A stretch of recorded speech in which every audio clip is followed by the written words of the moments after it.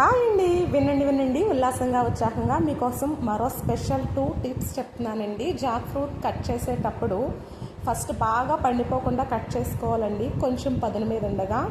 So అలా ఉన్నప్పుడు cut చేసుకుంటే మనం 3 days అయినా బయట ఉంచి సేవ్ చేయొచ్చండి. 1 by 1 ముగ్గుతూ ఉంటుంది. బాగా పండిపోయింది అయితే ఎక్కువ రోజులు స్టోర్ ఉండదండి. నేను జాక్ ఫ్రూట్ని మళ్ళీ ఎట్లా స్టోర్ చేయొచ్చో ఈజీ వేలో చూపిస్తానండి. ఫ్రిడ్జ్ లేని వాళ్ళకి కాకుండా మామూలుగా అయినా సరే ఇలా పెట్టుకు తింటే మంచిదండి. కొంచెం పదునుగా ఉన్నప్పుడే కట్ చేసుకుంటే 3 days అయినా బయటే ఉంచొచ్చండి. ఎట్లాగో చూపిస్తా.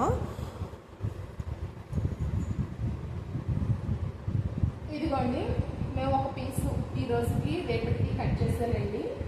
సో మిగతాది స్టోర్ చేయడం కోసం ఇలా మళ్ళీ ప్యాక్ చేస్తున్నానండి.